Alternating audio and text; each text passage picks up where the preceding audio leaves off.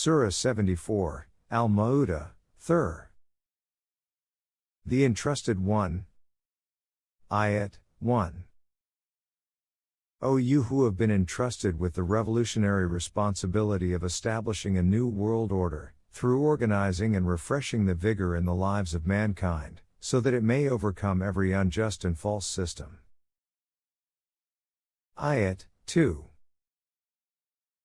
Arise and warn the slumbering people of the outcome of their erroneous ways of life. Ayat 3. And establish the order of Rububiyyah so that it manifests the sovereignty of your Rabb and shows that all greatness should only belong to Him. You too will thus attain eminence in the world. Ayat 4. To achieve this, it is very important that you purify your own conduct, character and personality, and that you keep this mission free from every kind of undesirable element. This system cannot be operated mechanically by anyone. The mission should be clean and transparent, and the vision and character of all those who participate in it should be pure. Ayat 5. Take such companions with you and give them the training that will inculcate strength in their personalities, with which they can undertake this great responsibility with ease. They should not tremble when they rise up burdened with this responsibility. Ayat 6. You should also explain to your companions that the basic principle of this mission is to keep the fruits of your labor open and accessible for the nourishment and development of others. When you render help to the needy, do not consider it to be a favor to them and do not expect a bigger return. Ayat 7.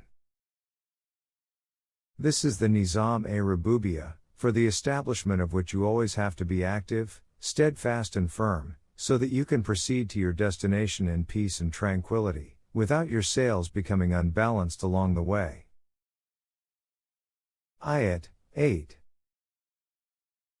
Also tell them that they will face stiff opposition from all around, so much so that a time may come when your enemies will attack you from all around. The bugle will be sounded and you will have to come to the battlefield. Ayat 9-10. Also, tell them that there will be many hardships in this clash. But the anguish of your opponents will be far greater, for they will be defeated and success will ultimately be yours. Ayat 11. During this period your opponents will do their best to involve you in irrelevant matters, so that your mission may not progress, but you should continue your march without caring about them. Our law of mukafat will deal with them. When we created the leader of this selfish group, he was alone. At the time of his birth he had not brought with him any of the wealth or sources about which he is now boasting and being rebellious. Ayat 12. Then we gave him plenty of wealth. Ayat 13. And the progeny who are working hard and opposing us. Ayat 14. Nevertheless, for him we made life smooth and comfortable and provided him with all sorts of luxuries and ease. Ayat 15. Despite this, his greed is not satisfied. He wants us to give him more power and wealth, so that he can further strengthen his opposition. Ayat 16. But this will not happen again, because he has rebelled against our laws. Ayat 17. Now the time of the revolution is approaching when he has to face acute hardships and climb the cliff of calamities. Ayat 18. When he came to you, you explained to him about the pleasant life which he could live by obeying the divine laws, and the miserable life that would result by going against them. Then, he seriously thought it over, compared both ways and made his assessment as to which was more profitable. Ayat 19-20.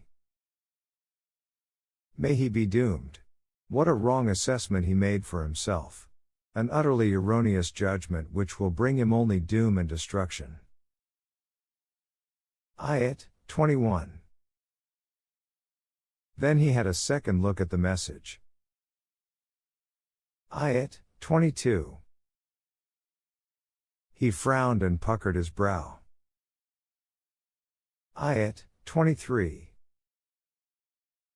Finally he turned away in utter arrogance and pride, saying. Ayat 24. All this, that these are the divine injunctions, is wrong. In fact, these are just ancient fables, the same old falsehood being handed down since centuries.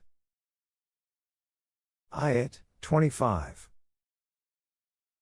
All this, advice, has been concocted by this man himself, which he presents as wahi from Allah. Ayat 26. The leader of this group went away after making these statements. However, the law of Mukafat proclaimed, very soon his wealth and fame shall disappear, and he will be cast into the burning fire which will melt all his arrogance and stubbornness. Ayat 27. And do you know what this burning fire is and what it does? Ayat 28.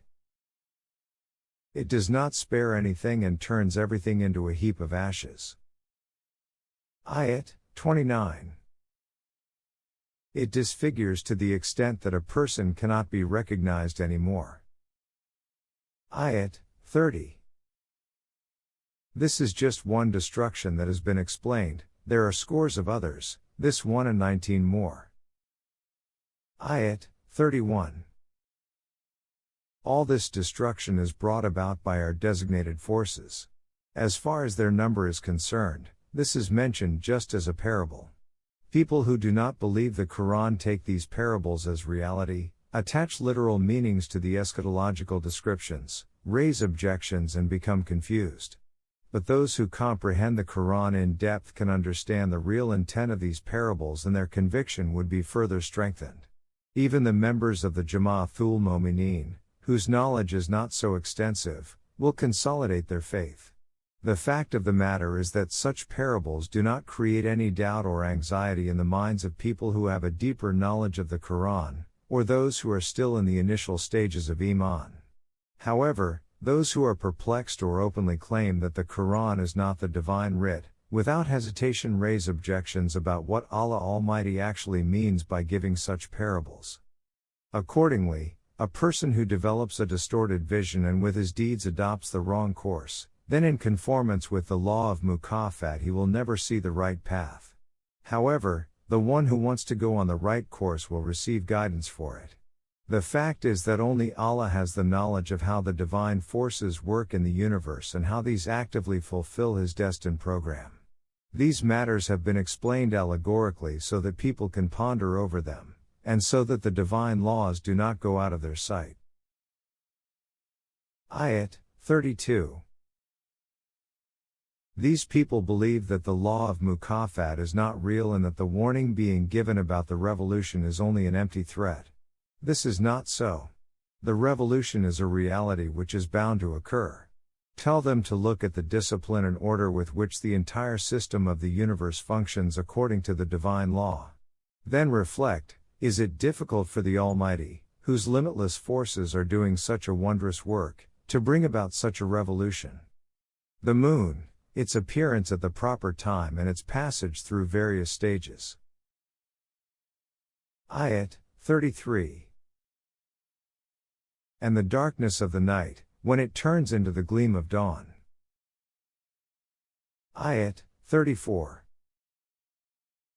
And then the appearance of morning with full brilliance. All these changes are living proof of the working of the divine law of nature.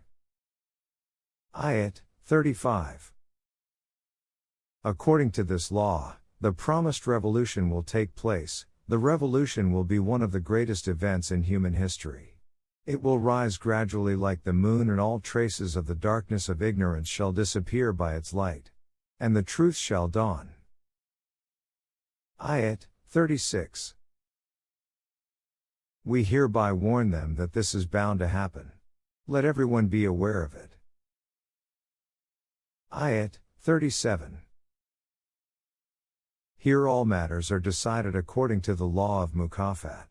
The rise and fall of nations as well as the success and defeat of individuals are due to their own deeds. Whosoever amongst you chooses, can either move forward or lag behind. The purpose behind the guidance and the struggle between right and wrong is that whosoever wants to move to the higher stages of evolution, can do so through his own effort. If one wishes to, he can stay behind. Ayat 38. Remember, everyone is bound by his own deeds and the calamities that befall him are due to his own erroneous deeds. This is how wrongdoers suffer the consequences. Ayat 39. But people who are on the right track will not be involved in calamities. Ayat 40. Due to their noble deeds they shall abide among the pleasures of Jannah. They will ask. Ayat 41. The guilty ones. Ayat 42. What brought you to this Jahannam? What were the crimes for which you are suffering? Ayat 43. They, the dwellers of Jahannam, will say, our crime was that we did not join those who established the Nizam as-Salah. Ayat 44. And we did not provide means of sustenance to those who were unable to earn. Ayat 45. On the contrary, we were amongst those who talked vainly, and did nothing practically. Ayat 46. We thus belied the law of mukafat. We also considered the threat that one day our deeds would confront us in the form of destruction, to be a lie. Ayat 47. We maintained this attitude until the time that the destruction actually overtook us. Ayat 48. At that time intercession by any of their supporters would not be of any use to them. Ayat 49. When all these facts have been explained to them, why is it that they turn away? Ayat 50-51. Not only do they turn away, they also flee like frightened asses which have just seen a lion. Ayat 52. It is not that they do not understand what they are being told. They certainly do understand it. But the fact of the matter is that their selfish interests do not allow them to come this way. The divine order requires a collective life where everyone's interests are common. However, every one of them wants his business interests to be extended and to function independently. They desire that the socio-economic system should not be subjected to any common control, and that it should be left to one's own likes and dislikes. And that instead of striving for collective good, everyone should pursue individual interests. Ayat 53. Their eyes are therefore set only on immediate gains. They neither have faith in future life, nor are they afraid of it, the accountability therein. Ayat 54. But now it will not be so. The Qur'an is an open admonition and a historical reality. Ayat 55. So whoever wants to can lead his life according to its directives. Ayat 56.